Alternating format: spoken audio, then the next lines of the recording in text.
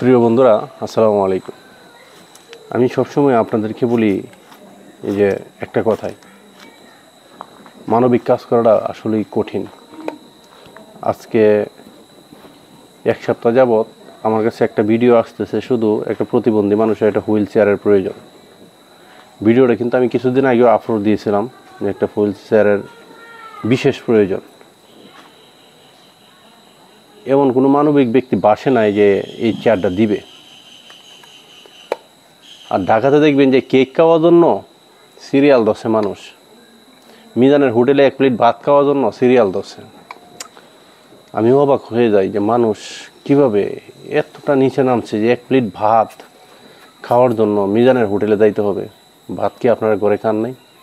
এক পিস আলু, এক টুকরা গোস্ত খাওয়ার জন্য মিজানের হোটেলে গিয়ে সিরিয়াল ধরে বসে আছে। মানে কেমন একটা যেন আমার কাছে এটা ঘৃণা একটা ভাব চলে আসছে। যেমন ধরেন বিড়াল বিয়া বাড়িতে অনুষ্ঠান লাগলে কুকুরে ঝগড়া লাগিয়ে এমন তাল প্লেট নিয়ে ঝগড়া লাগবে। আরে ভাই, এখানে 100 টাকা থেকে আসছেন, হোটেলে গেলে 120 টাকা লাগবে, সাপোজ 150 টাকা লাগবে। সেই জন্য এখানে গিয়া এত হারাহারি মারামারি কিলাকিলি করে এক প্লেট ভাত খাইতে হবে। এখন দেখতেছি কিছু জ্ঞানী গুণী এমনও কিছু ব্যক্তি আছে, তারা ওই কাজটা করে। হ্যাঁ, যে ওই জায়গায় গিয়ে সিরিয়ালে দাঁড়িয়ে আছে খাওয়ার জন্য, এই 20 টাকা সাশ্রয়ের জন্য। এতটুকু নিচে নামলে চলবে না। প্রিয় ভাইয়ের, আমার একটা কথাই বলতে চাই, আপনারা মানবিক হন। মানবিক হলে মানবতা জয় হবে। আজকে কিছুদিন যাবতই আমি এটা বলে আসছি, কিন্তু এখন আমি অন্য জায়গা থেকে ব্যবস্থা করে নিচ্ছি, ইনশাল্লাহ হয়ে যাবে। কিন্তু আমার দুঃখ লাগলো একটাই, সেই জন্যই আমি আপনাদের কাছে এটা প্রকাশ করা।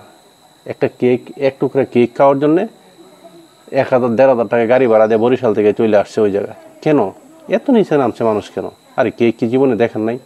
এখানে সুন্দর মেয়ে দেখছেন, মহিলা দেখছেন, এই মহিলার উপরে এসে ক্রাশ কেন আপনারা একটা কেক, এক টুকরা কেক খাওয়ার জন্য? না, আহা ভাই, এই সমস্ত বাদ দেন। বাদ দিয়ে আপনারা মানবিক হন, আপনাদের মানবতা দেখান, তখনই কিন্তু এই দেশের উন্নয়ন হবে।